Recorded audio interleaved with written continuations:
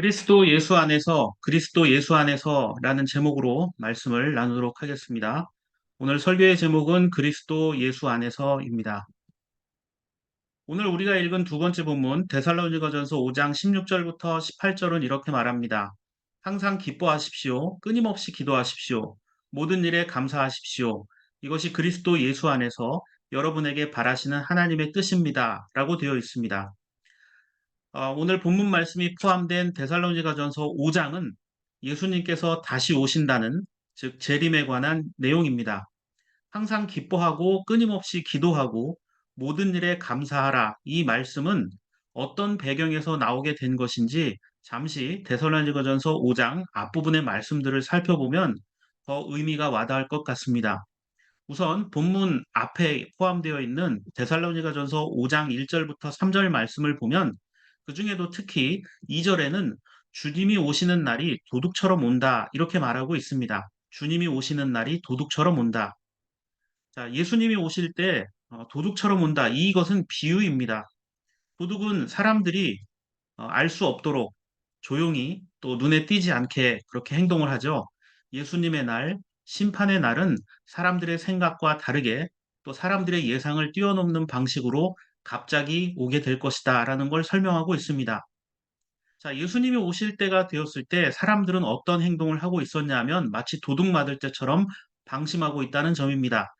그래서 사람들은 3절 말씀처럼 평안하다, 안전하다라고 이야기하지만 사람들의 그런 기대와 소망은 예수님의 다시 오심으로 말미암아 주님의 심판하심으로 말미암아 여지없이 무너지고 말 것이다라고 성경은 말하고 있습니다. 그러면서 아이를 뵌 여인에게 해산의 진통이 오는 것처럼 인간의 계획과 예상을 뛰어넘는 일이 될 것이다라고 설명하고 있습니다.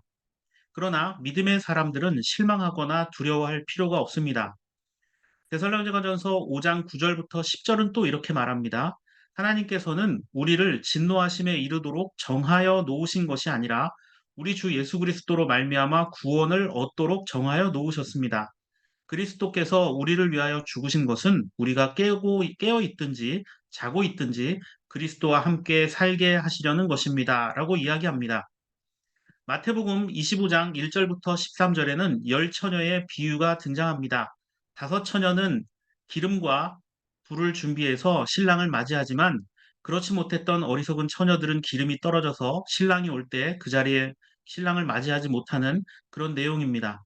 우리는 이 다섯 명의 처녀와 어리석었던 또 다른 다섯 명의 처녀들을 보면서 이 사람들이 어떤 사람들인가에 대해 많은 이야기들을 나누었습니다. 저도 예배 시간에 몇 번 이 열처녀 비유에 대해서 설명을 드린 적이 있는데, 자, 이 열처녀를 다섯 명씩 나누게 되는 방식은 그들이 기름이 있느냐 없느냐 또는 졸았는가 깨어 있었는가가 아니라 바로 신랑이 오는 그 순간 그 자리를 지키고 있었느냐로 결정된다고 말씀드렸습니다.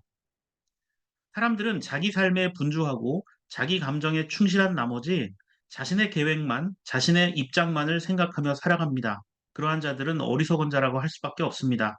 항상 누군가를 배려하고 생각할 줄 알고 오직 하나님 중심과 예수 그리스도를 항상 내 삶의 주인으로 고백하며 살아가는 자들에게는 때로는 우리가 준비가 부족한 것 같고 우리의 삶이 무언가 부끄러운 것 같다 할지라도 주님께서 나의 주인이시며 나와 함께 하신다는 것을 고백한다면 주님이 늘 우리를 은혜 가운데 인도해 주실 것이고 또 우리를 슬기로운 자라 불러 주신다라는 점입니다. 제가 그렇게 생각하는 이유가 바로 앞에서 읽은 데살로니가전서 5장 10절 말씀입니다. 10절 말씀을 보면 그리스도께서 우리를 위해 죽으신 것은 우리가 깨어 있든지 자고 있든지, 자, 깨어 있든지 자고 있든지 그리스도와 함께 살게 하시려는 것입니다. 라고 이야기합니다. 10절 말씀은 기독교 구원의 핵심 교리입니다. 그 중에서도 깨어 있든지 자고 있든지라는 부분을 좀 더 정확하게 번역한다면 주님이 다시 오실 종말의 그날에 살아있는 자나 죽어 있는 자나 이렇게 번역할 수 있습니다. 예수님의 십자가 죽으심을 통해서 산 자나 죽은 자나 믿음 안에 있는 자들은 그리스도와 함께 살게 될 것이라는 점입니다. 우리는 이 세상에서 주님을 따르는 순례자로 부름을 받았습니다. 순례자로 부름 받은 이들은 주님이 기뻐하고 기도하고 감사해야 한다라고 또한 말씀하셨습니다. 인간은 기뻐하기보다는 불평과 불만이 가득한 존재입니다. 끊임없이 기도할 능력도 없습니다. 인간적인 방법들을 찾는 일이 훨씬 더 쉽고 빠르기 때문입니다. 자, 그렇다면 사람들이 또 어떻게 모든 일에 감사하며 살 수 있습니까? 여러분은 모든 일에 감사하며 살아가고 계십니까?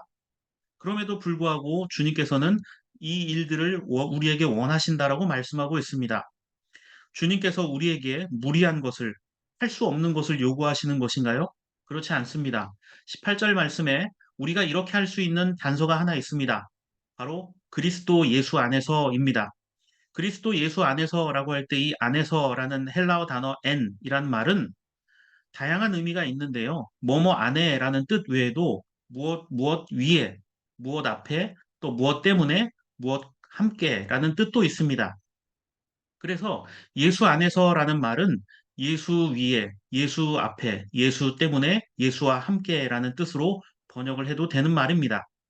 그래서 신앙인의 기쁨, 기도, 감사는 반드시 예수 안에서, 즉 예수님 때문에 예수님과 함께 예수님으로 말미암는 것이어야 참된 의미가 있다는 것입니다.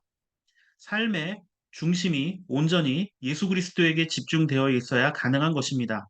이게 바로 하나님께서 우리에게 바라는 뜻이다라고 설명합니다.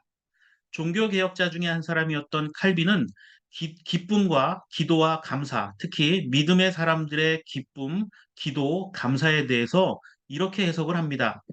기쁨은 슬픔 속에서도 침착성을 유지하는 것이고, 기도는 우리의 불안을 하나님 품에 풀어놓는 것이고, 감사는 우리의 소원보다 하나님의 뜻을 받아들이는 것이다 라고 설명하는데 저는 성경의 그 어떤 다른 주석보다도 가장 잘 된 설명이라고 생각합니다.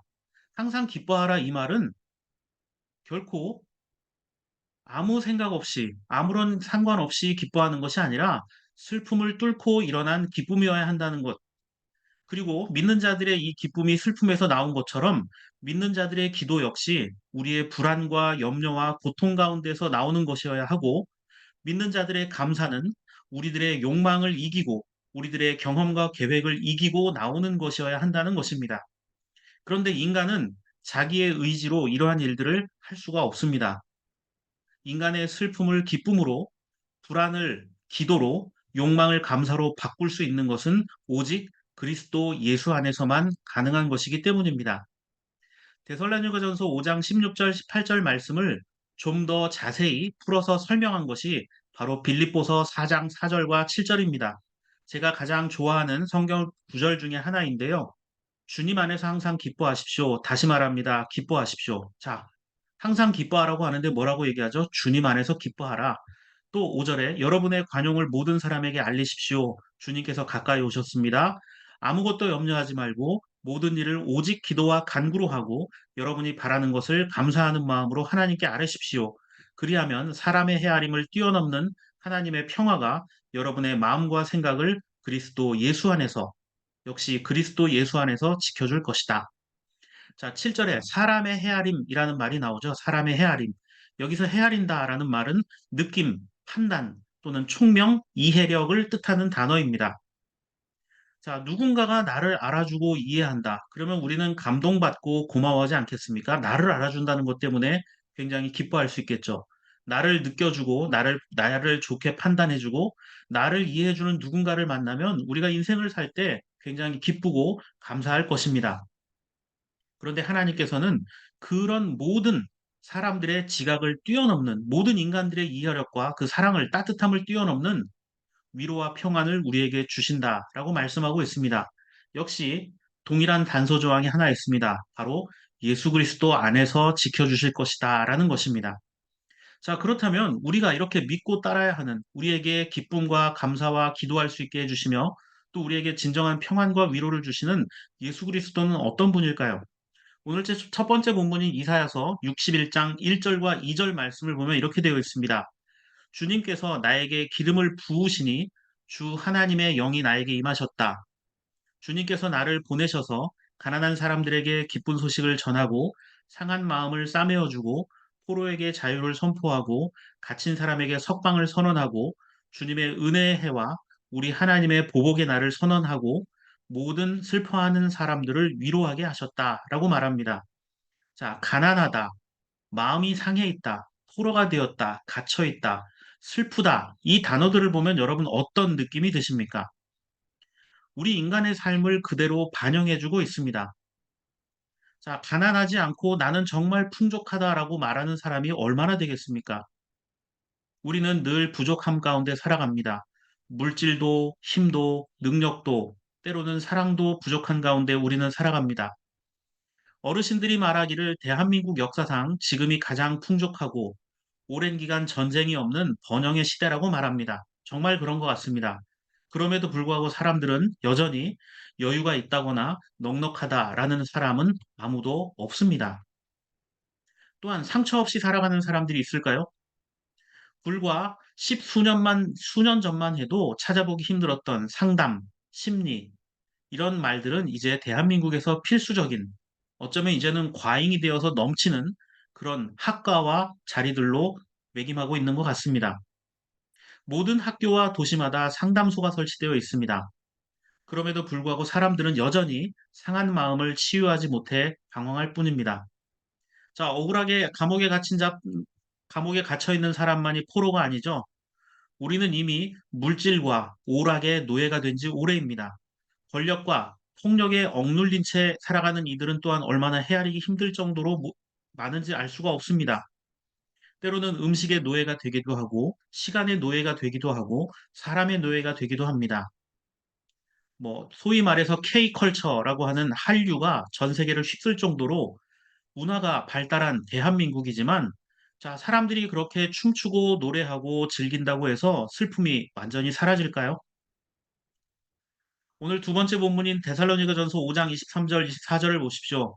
평화의 하나님께서 친히 여러분을 완전히 거룩하게 해주시고 우리 주 예수 그리스도께서 오실 때 여러분의 영과 혼과 몸을 흠이 없이 완전하게 지켜주시기를 빕니다.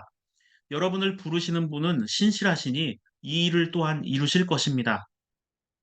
우리에게 참된 평화와 거룩함을 주시는 분은 오직 하나님 한 분밖에 없다라고 성경은 말합니다. 그것이 이루어지는 때는 예수 그리스도께서 오실 때입니다. 그러한 일을 이루어 가시는 분 역시 바로 주님이십니다. 우리가 할 수 있는 것은, 인간이 할 수 있는 것은 그분의 오심을 기다리며 준비하는 것밖에 없습니다. 우리 삶의 중심을 흐트러뜨리면 안 됩니다. 우리 삶의 중심, 즉 예수 그리스도께서 내 삶의 주인이십니다. 하나님이 나를 사랑하시며 언제나 함께 하십니다라는 이 고백을 잃지 않고 집중하는 것이 중요합니다.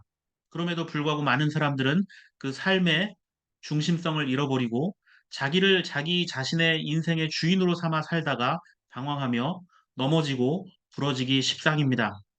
예전에도 제가 한번 설명드렸던 적이 있었던 그림을 한번 보여드리도록 하겠습니다. 여러분들은 그림을 보시면 좀 이해가 쉬우실 텐데요. 우리가 보통 우리 삶에 임하시는 예수 그리스도는 어떤 분인가 할 때 보통 이런 푸른 초장에서 양떼를 먹이시거나 양떼를 돌보시거나 아니면 많은 사람들 가운데 앉아서 말씀을 전하는 모습으로 예수님을 많은 사람들은 그립니다. 또 그렇게 생각하고요. 또 교회마다 가정마다 성화, 예수님에 대한 그림이 걸려 있을 때 이런 그림. 그래서 누가 봐도 아, 저분이 예수님이구나. 저 사람이, 저 그림의 저분이 예수님이구나라고 알 수 있게 그려집니다. 예배당이나 신자들의 가정에 걸려 있는 그림이 보통 대부분 이런 모습의 그림들입니다. 그런데 여러분들은 이 그림을 떠나서 여러분 삶의 현장에서 항상 이 그림처럼 여러분 인생 가운데 예수님을 모시고 살고 있나요? 여러분의 삶 속에서 항상 언제라도 예수님을 고백하고 발견할 수 있습니까? 혹시 여러분은 내 삶의 주님이 어디에 계신지 아직 잘 모르고 살아갈 때가 많지는 않습니까? 그래서 여전히 내가 교회 다니고 예배하고 있음에도 불구하고 나는 믿음이 없는 것 같아. 나는 신앙이 부족합니다라고 혹시 그렇게 착각하며 살아가고 있지 않습니까? 이런 고민을 비판적으로 표현했던 화가가 있습니다. 벨기에 1860년에 태어나서 1949년에 돌아가신 제임스 앙소르라고 하는 벨기에 화가인데요. 이 벨기에 화가가 그린 1889년 그리스도의 브뤼셀 입성이란 그림이 있습니다. 브뤼셀은 벨기에의 수도입니다. 자, 벨기에의 수도였던 브뤼셀에 1889년에 왜 예수 그리스도가 입성하셨을까요? 예수 그리스도는 예루살렘에 입성하셨는데 이 제임스 앙소르는 자기가 살고 있는 그곳에 예수님이 오셨다 하면서 표현을 이렇게 했습니다. 자, 이 그림을 전에 한번 보여드린 적이 있습니다. 이 그림을 보면 예수님이 우리의 도시에, 우리의 살고 있는 곳에 오셨다고 하는데 어디 있는지 잘 보이지 않습니다. 너무나 많은 사람들이 등장하기 때문입니다. 가면을 쓰고 행진하는 사람들의 모습을 보면 마치 할로윈 축제에 참여한 사람들처럼 엄청나게 많은 인파들이 모여서 행진을 하고 있습니다. 그림의 상단에는 사회주의 만세라고 되어 있는데 그 당시의 어떤 사회상을 보여주고 있고요. 자, 이렇게 수많은 인파들 가운데 예수님이 어디에 있을까요? 아마 전화기로 이 예배에 참석하시는 분은 그림 자체도 잘 보이지 않을지도 모릅니다. 자, 예수님이 어디 있냐면요. 바로 이곳에 있습니다. 한가운데 나귀를 타고 흐릿하게 보이는 분이 예수님이지만 잘 구별이 되지 않습니다. 그래서 이 그림을 제가 확대해서 보여드리도록 하겠습니다. 이 그림을 확대하면 이런 모습입니다. 마치 할로윈 축제 때 예수 복장을 한 것과 같은 그런 모습입니다. 그래서 사람들은, 저 사람은 예수님 분장했네? 와, 정성이 대단하다. 나귀도 끌고 왔네? 할 정도로 예수님을 잘 알아볼 수가 없습니다. 실제로 제임스 앙소르는 이 그림 때문에 이단 취급을 받았다고 합니다. 그리고 이 그림도 당시에는 전시가 될 수 없었다고 합니다. 왜냐하면 예수님을 너무나 불경스럽게 표현했고 잘 드러나지도 않게 표현했다는 것입니다. 수많은 인파 속에 저렇게 작은 모습으로 예수를 그린 것 자체가 불경스러웠다는 이유 때문에 오랫동안 많은 사람들에게 비난을 받았다고 합니다. 그런데 저는 이 그림 자체가 훨씬 더 우리에게 예수 그리스도가 나에게 어떤 분인가를 잘 설명하는 그림이라고 생각을 합니다. 이 그림에 대해서 이어령 교수는 지성에서 영성으로라는 책에서 이렇게 해석하고 있습니다. 앙소르의 그림에는 사육제의 가면 행렬처럼 인간의 얼굴조차 분간하기 어려운 밀집한 군중에 어딘가에 숨어 있는 것입니다. 군중 속에 묻혀 있는 예수. 그래서 나 같은 사람에는 눈에 띄지 않는 예수. 그러나 도마에게처럼 손을 내밀면 그가 예수라는 증거인 창자국을 만질 수 있는 예수. 진정한 지도자의 모습은 군중 속에 파묻혀 보이지 않지만 항상 바로 내 곁에 있는 분입니다. 섬김의 지도자라는 말을 많이 쓰고 있지만 진정한 그리고 업그레이드된 지도자는 섬기는 것도 모르게 섬기는 자라야 할 것입니다. 자신을 지도자로 생각하지 않고 희생양이라고 생각하는 사람만이 양떼를 이끌고 모세처럼 사막을 건너 가나안의 땅에 이르는 지도자의 힘을 지니게 될 것이라고 생각됩니다. 시대와 장소에 따라서 요청되는 리더십의 특성이 제각기 다르지만 예수님은 우리들의 앞에서, 뒤에서, 그리고 나의 옆, 바로 무리의 한가운데 묻혀 있으십니다. 자, 이렇게 설명하고 있습니다. 저는 이 설명이 예수 그리스도에 대한 가장 좋은 설명 중에 하나, 그리고 가장 성경적인 해석 중에 하나라고 또한 생각을 하게 됩니다.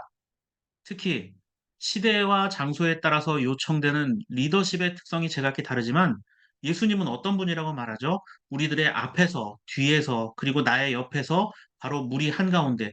오늘 성경 말씀 속에 등장하는 그리스도 예수 안에서 할 때 그 안에서라는 헬라어 단어처럼 예수님은 언제 어디서나 나와 함께하고 있고 나와 나를 주목하여 보시는 분이지만 우리는 우리의 욕심과 관심에 따라 그분이 보이기도 하고 보이지도 않고 설사 만났다 할지라도 그분이 예수님인가? 라는 착각 속에 빠져 지낼 뿐이라는 점입니다. 내가 예수 그리스도 안에 있다는 사실을 망각할 뿐이지 주님은 항상 한결같은 모습으로 우리와 함께 하시는 분이심을 여러분 삶 가운데 고백할 수 있기를 바랍니다.